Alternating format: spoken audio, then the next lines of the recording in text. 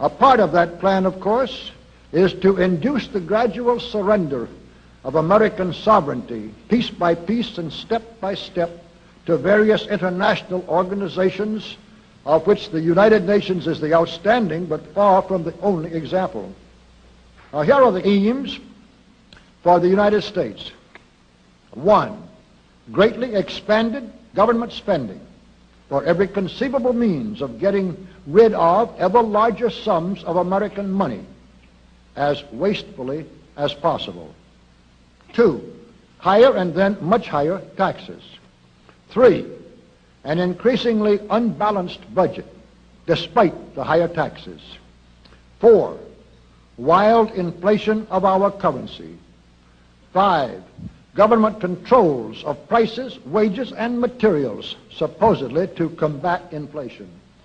6, greatly increased socialistic controls over every operation of our economy and every activity of our daily lives. This is to be accompanied, naturally and automatically, by a correspondingly huge increase in the size of our bureaucracy and in both the cost and reach of our domestic government. 7, far more centralization of power in Washington and the practical elimination of our state lines. There is a many-faceted drive at work to have our state lines eventually mean no more within the nation than our county lines do now within the states. 8, the steady advance of federal aid to and control over our educational system, leading to complete federalization of our public education. 9, a constant hammering into the American consciousness of the horror of modern warfare, the beauties and the absolute necessity of peace. Peace always on communist terms, of course.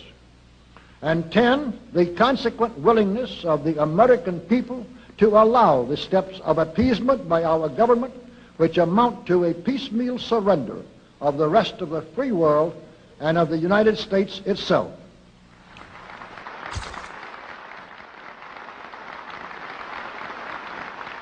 So brush the insider's dust out of your eyes, my friends, and the communist soap suds out of your brain, and ask yourselves in all honesty, what on earth is wrong with the United States simply minding its own business?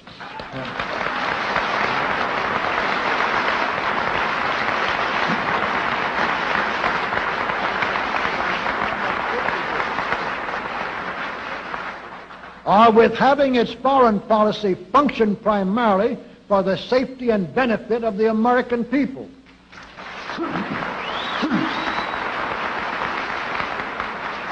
Which is exactly what we had done for the first 140 years of our existence as a nation, to the incredible advantage of ourselves and everybody else. Everybody, that is, except a numerically small clique of power-lusting conspirators who had somehow inflicted themselves on a gullible world. While we turn to a very brief summarization of what we hope the John Birch Society will help and even sometimes lead the American people to accomplish during the next 15 years. 1, our first and most important specific undertaking should be to restore the complete independence of the United States.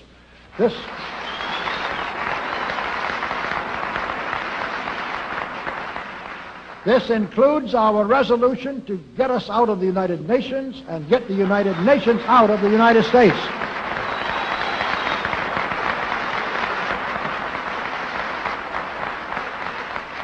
Two, we must once again make our money freely redeemable in gold at some realistic price.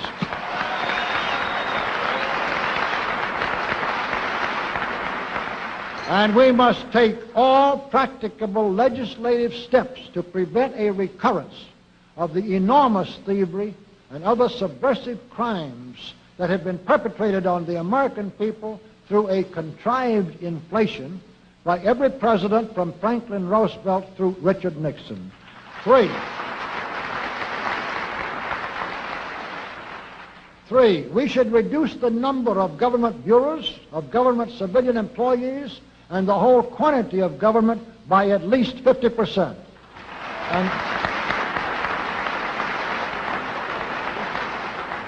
And we should achieve at least this much reduction in proper fashion through gradually convincing a majority of the American people of the wisdom of such a course.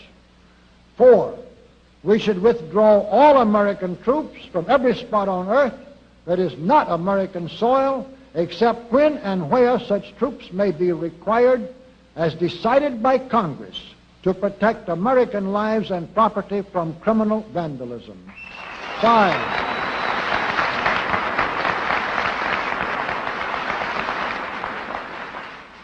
5, we should get government out of the areas and functions and activities where government does not belong.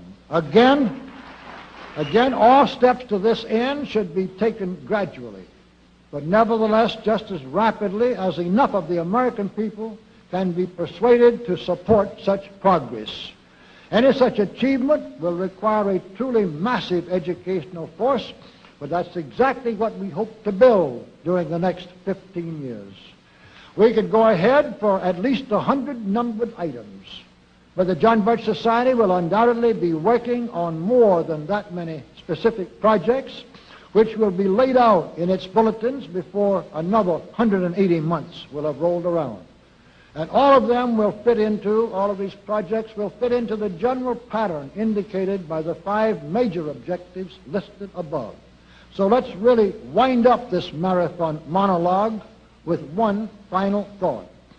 None of us can guarantee anything about what the future will bring.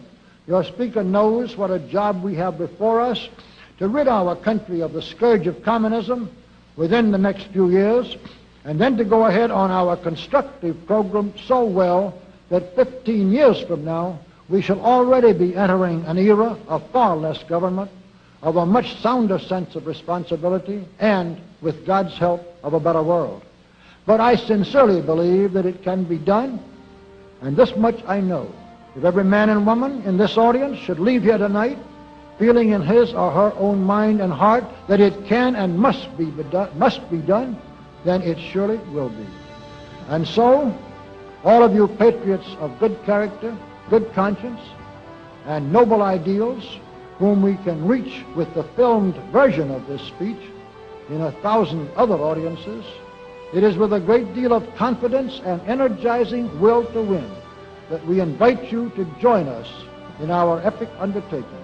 While to all of you great, wonderful friends in this present audience, I certainly extend my very deep thanks indeed for so much patience and attention. Thank you and good night.